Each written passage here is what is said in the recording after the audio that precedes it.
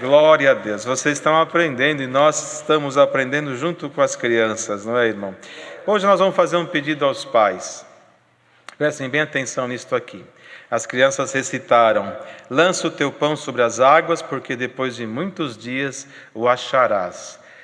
Pai, mãe, papai, mamãe, titio, titia, quem estiver perto, vovô, vovó, depois que terminar a reunião de jovens e menores, eles vão brincar, deixa eles brincar. É direito da criança, eles têm que brincar. Nós temos visto algumas crianças por aí que ajoelham na oração e colocam uma série de bonecas junto, hominhos que eles brincam, ajoelhados. E alguém poderá pensar, mas pode?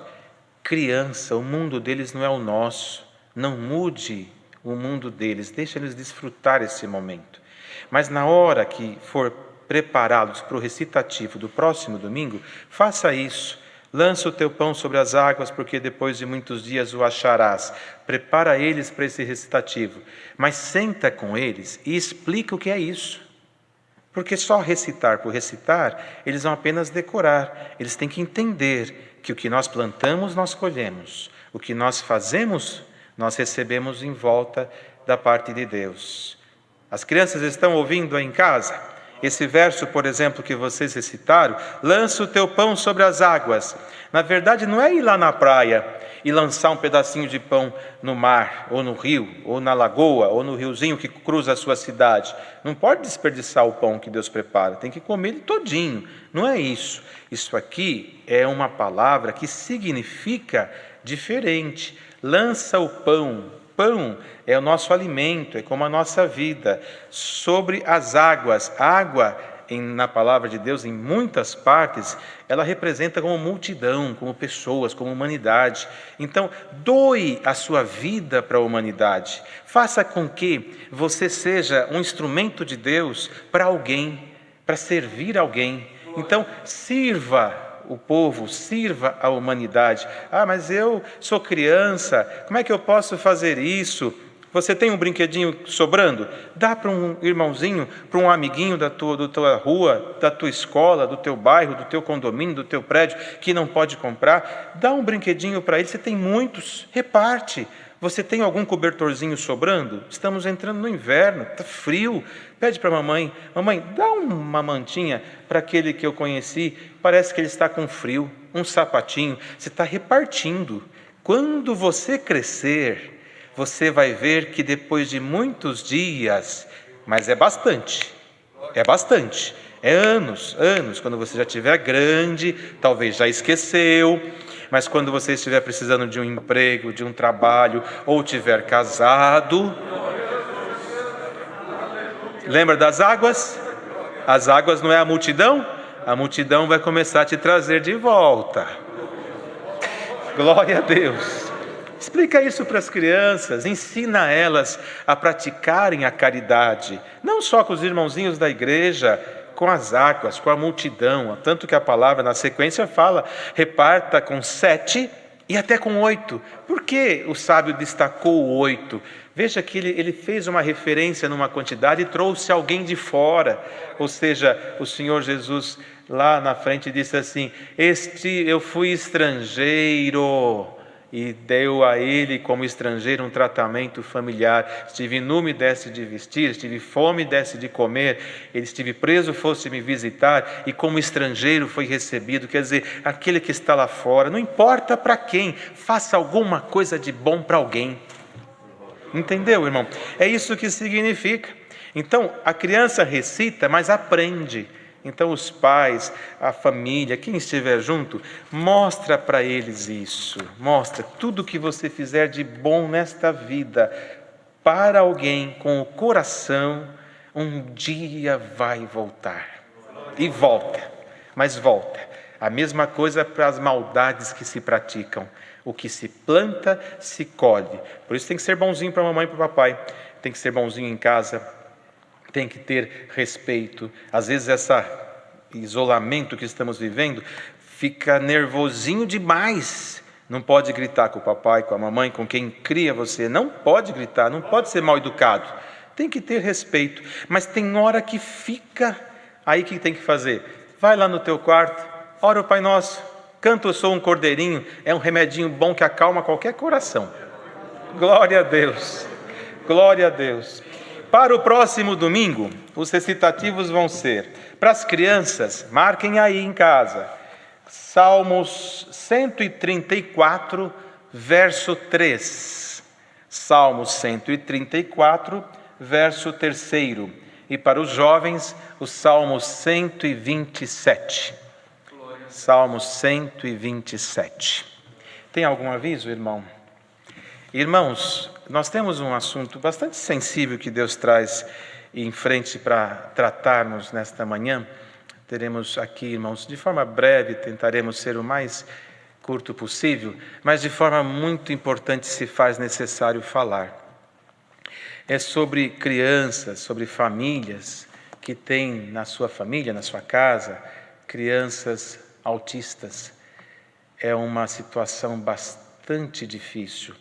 E o que é mais difícil não é tê-las em casa, é a rejeição ou discriminação da sociedade. E isso, ainda que pareça tão estranho falar, temos muitos no nosso meio, muitas crianças. E, na verdade, o que é o autismo? Não é classificado, segundo o que nós sabemos, não é classificado como uma doença, porque doença é a ausência de saúde. Na verdade, o autismo é uma formação no cérebro da criança em que a faz ter comportamentos que a sociedade, muitas vezes, por criar estereótipos de comportamento, acha que aquilo não é normal. E o normal, para nós, irmão, é uma definição extremamente difícil de dizer, porque cada um de nós temos comportamentos que poderemos ser qualificados como estranhos. E a criança que é autista, ela não tem uma doença, ela tem um comportamento que muitas vezes parece antissocial, porque ela tem dificuldade de expressar o seu sentimento, ela tem dificuldade de olhar nos olhos da pessoa, ela tem alguns costumes, alguns apegos com objetos, com conceitos. Existem vários graus de autismo, os mais leves, os médios e os alterados, mas aqui não estamos para falar sobre a questão específica da sua definição, que é o TEA, transtorno do estereótipo do autismo. E o problema aqui, na verdade, é a rejeição que muitas vezes se pratica com uma mãe que tem uma criança ao lado autista. E nós temos que saber identificar.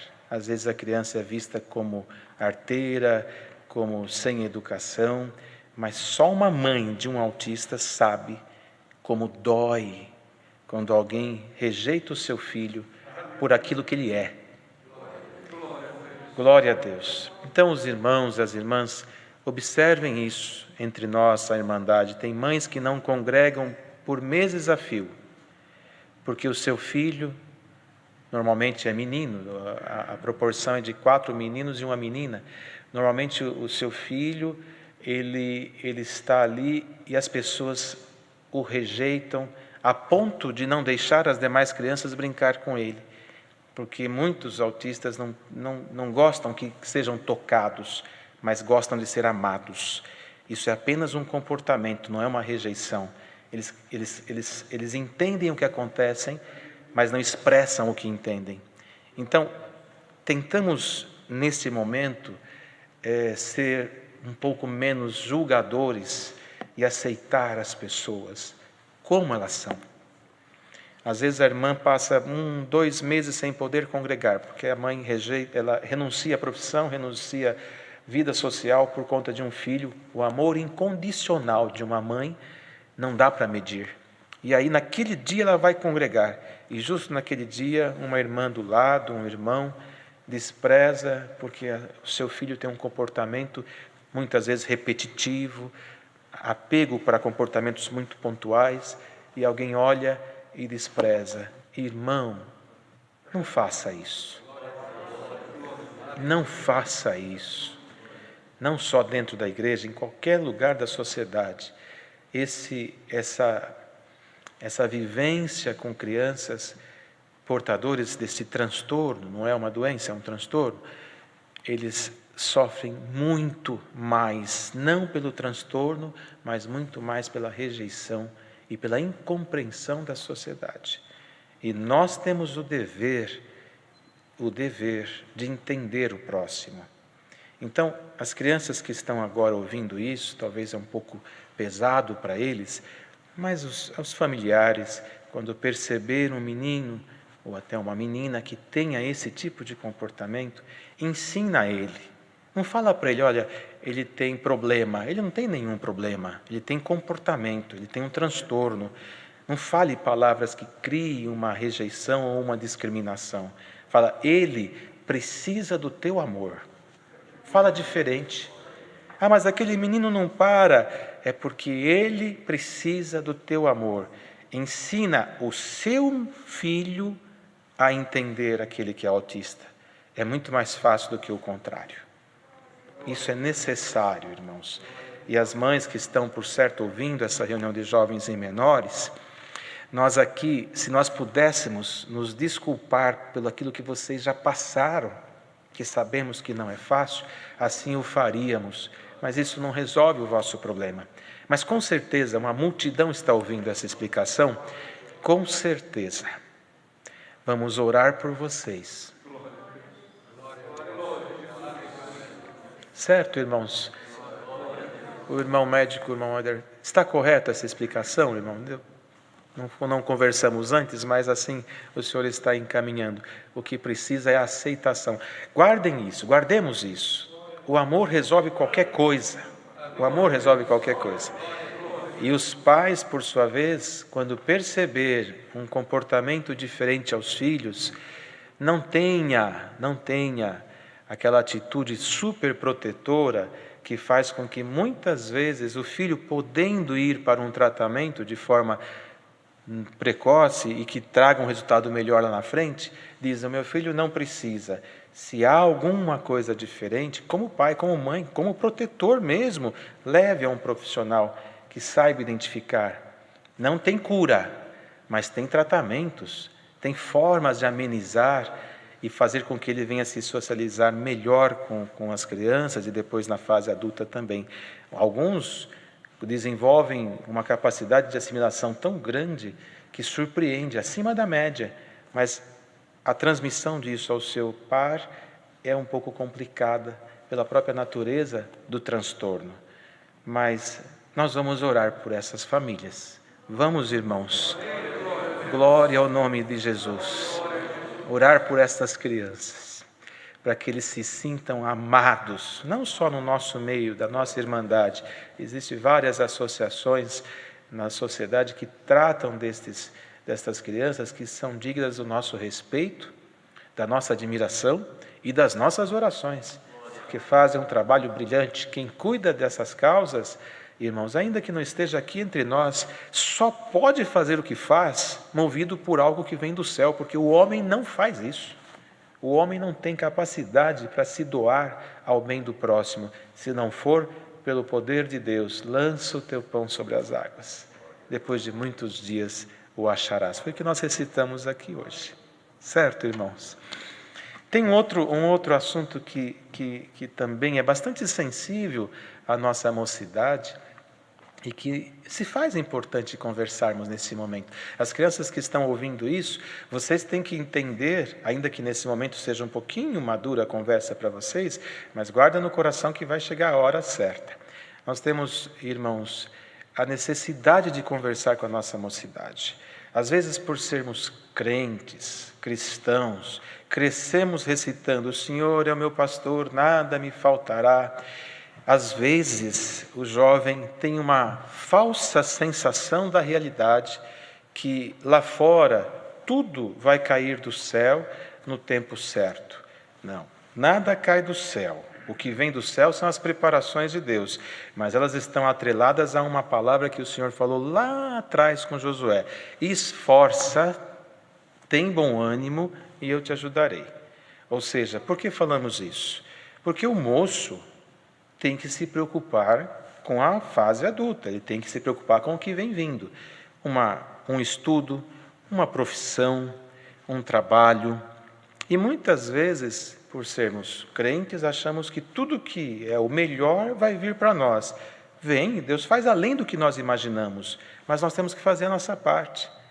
O irmão ainda é jovem, adolescente, dedica-se aos estudos, dedica-se à sua capacidade intelectual em aprender algo novo.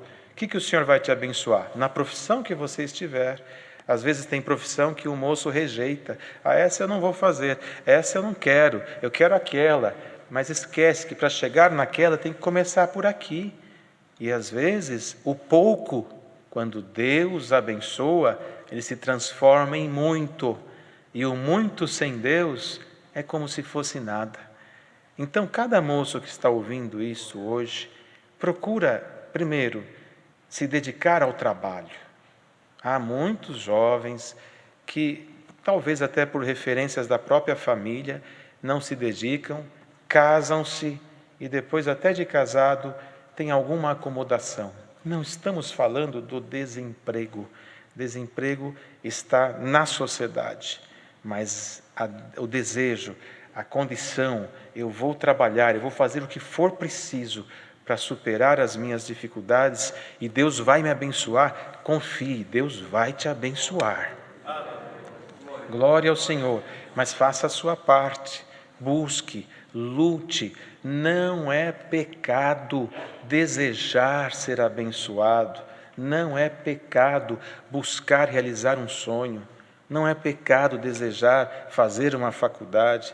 Às vezes a vida nos traz muitas dificuldades, mas quando nós buscamos de alguma maneira, Deus abre um caminho, ainda que seja um sacrifício muito grande, mas lá na frente Deus faz compensar todo o nosso esforço. Então os moços, as moças, os jovens, os adolescentes que já estão chegando, no lugar de vocês se ocuparem tanto com redes sociais, com coisas que não traz edificação, porque hoje a sociedade vive um tempo em que o excesso de informação nas redes sociais traz uma confusão mental. E muitas vezes, pode observar, vocês estão ouvindo isso e vocês respondam aí no vosso coração. Quanto tempo nós dedicamos o dia no WhatsApp? Vai controlando os minutos, você vai ver, dá mais de horas. E aí, quando chega o final do dia, você fala, não tive tempo de ler a Bíblia, não tive tempo de estudar, não tive tempo de procurar um currículo. Mas quanto tempo você teve para ficar no Facebook, no WhatsApp, em outras redes sociais aí que estão surgindo? É um tempo que você não está calculando. Não que nós dizemos não possa ter, não possa interagir, mas faça com que o teu tempo seja dedicado a algo produtivo e você vai colher da parte de Deus. Está certo isso, irmãos? Veja que isso, se nós formos lá nos Hebreus, nós vamos encontrar isso aqui. Está de forma subjetiva escrita, mas é claro que nós vamos encontrar. Quando Babilônia tomou o povo de Israel, irmãos, os babilônicos, que levou cativo os hebreus, quantos jovens estão registrados que foram lá para a casa real? Quantos jovens? Tem um que se destacou entre eles, Daniel. Agora, quantos milhares de jovens tinha no meio do povo hebreu? Um número incalculável. Eram milhares, mas lá diz Daniel, lá destaca Sadraque, Mesaque e Abednego. Ou seja, veja, ele era instruído, ele era preparado, ele fazia a parte dele. E quando veio os manjares do rei, que passaram pela idolatria, ele soube dizer, não, eu vou ficar com pão e água, mas eu vou continuar no temor a Deus. E o que aconteceu? Ele foi escolhido entre os jovens que estavam lá, porque temeu a Deus. Mas ele não era qualquer moço, não. Ele era inteligente. Ele buscou a ciência, buscou a inteligência através da oração, do temor a Deus e da dedicação. Ele se aplicou a aprender. O apóstolo Paulo, com a grandeza das suas pregações, ele tinha um preparo. Não estamos dizendo aqui, irmão, que não ter o faz menor, mas tendo, abre caminhos. Que de repente Deus se usa do irmão naquilo que você faz, em prol da sua obra, em prol da sociedade, e a si mesmo, desfrutando daquilo que Deus te prepara. Então, o moço que está ouvindo isso aqui hoje, guarda esse conselho. Procure alguma coisa que traga retorno para a tua vida. Porque as redes sociais sufocam. Elas viciam, elas sufocam, elas se transformam de forma tóxica sobre a nossa vida. E a gente às vezes não percebe. Quando vai perceber, o tempo já foi e não dá mais tempo de correr atrás. E hoje Deus manda esse conselho nessa reunião de jovens e menores. Moço, moça, adolescente, no lugar de você desrespeitar pai, desrespeitar mãe, ficar procurando até mesmo o término da sua vida, porque acha que a vida para você não é boa, olha para a palavra, olha para o horizonte da vida, mesmo nessa pandemia. Isso tudo vai passar. E vai prevalecer os que estiverem preparados para os dias vindouros. Glória ao nome do Senhor. Glória a Deus. Os irmãos entendam que nós estamos conversando com uma mocidade que está no número da casa dos milhares. Olha lá, irmão, quantos milhares que estão. Às vezes nós vemos um irmão que o Senhor abriu para ele um caminho, o abençoou, e alguém diz, esse irmão teve sorte. Sorte?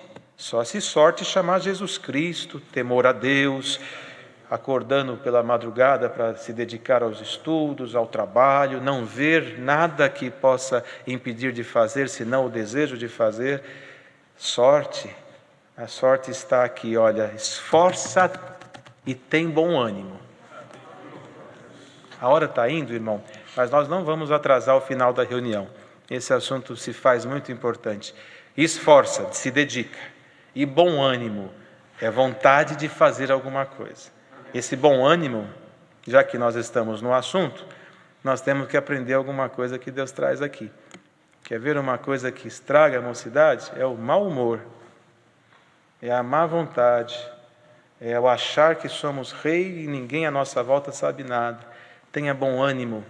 E se você quer crescer, busque o caminho da humildade.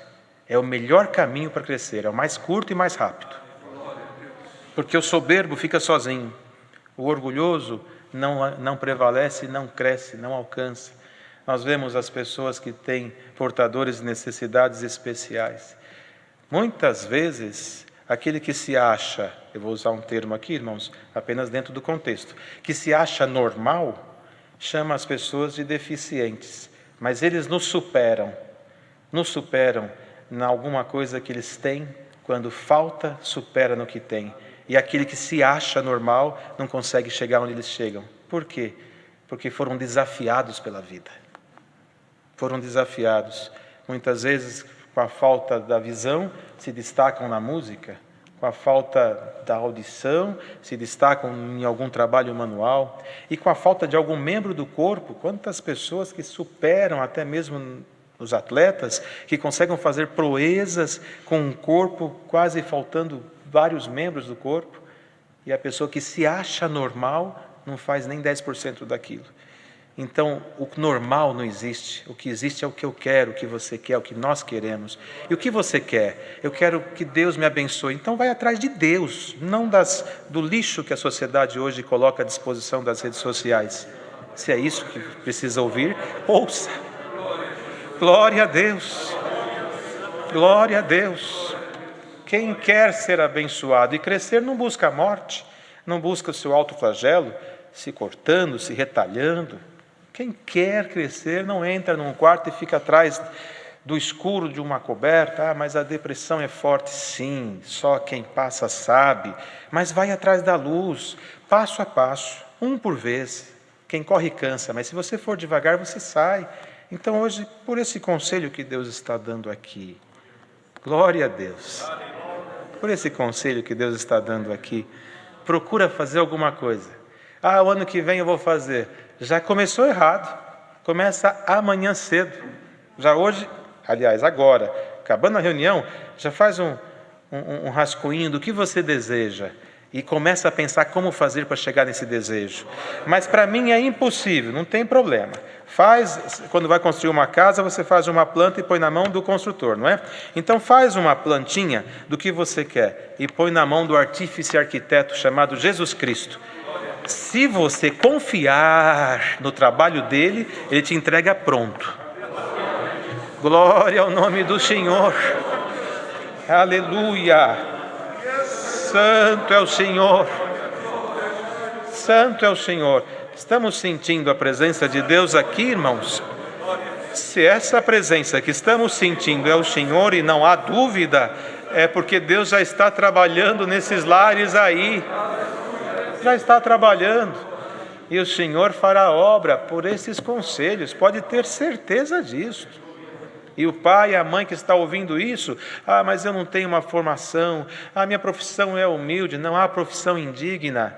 Você pode ter uma profissão simples, mas chama o teu filho, dá um conselho para ele de vigor, de ânimo, dá um conselho bom para ele. Nós conhecemos famílias humildes, simples, que o pai e a mãe não têm o estudo, não conseguiu avançar, mas fez com que o filho estudasse. O filho se transformou num médico, num advogado, num grande profissional em outras áreas, e que hoje dá ao pai o orgulho de vê-lo da forma que está. Pai, mãe, o que você não alcançou por faltas de oportunidade, não é defeito, não é demérito, mas chama o teu filho agora e fala: filho, você está vendo esse ensinamento? O que eu precisar fazer para você chegar lá, eu vou fazer. Você faz para mim ver você um dia?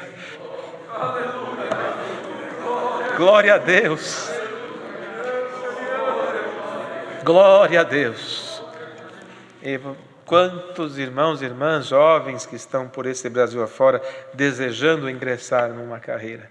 Assim, por esse conselho, temos a liberdade, pela presença tão maravilhosa que estamos sentindo de Deus entre nós aqui, podemos dizer para você, aonde você estiver agora, que o Senhor está neste negócio. Faça a sua parte, Ele fará a dele. É igual casamento, né, irmão? Casamento, o moço fica esperando, a moça fica esperando, nunca vai ter casamento. O irmão Gabriel está aí hoje? Não? A Leda está aí? A irmã? A irmã, ele não veio, né? É um jovem que estava aqui numa outra reunião que eu atendi, filho da nossa irmã, né? Ele deve estar ouvindo, né? Ele veio falar para mim que arrumou uma noiva, uma namorada, já estão noivos, vão casar durante a pandemia. Foi isso, irmã Leda? Muito bem, eu ainda perguntei para ele, mas você tirou a máscara para a noiva ver você? Porque de máscara ninguém vê, né? Durante a pandemia, olha só, nós estamos no isolamento, nós estamos numa pandemia, e Deus preparou a esposa para o nosso irmão e vai se casar em dezembro. E quantos que estão aí há quanto tempo e dizem: Deus não prepara, esforça, faz a sua parte, e Ele faz a dele.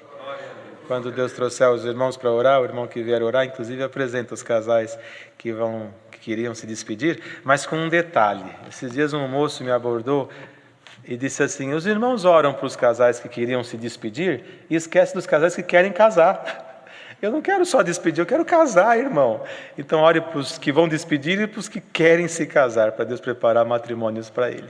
Está bem assim? Nessa alegria, nessa comunhão maravilhosa, irmãos, que o Senhor nos visita, Deus seja louvado.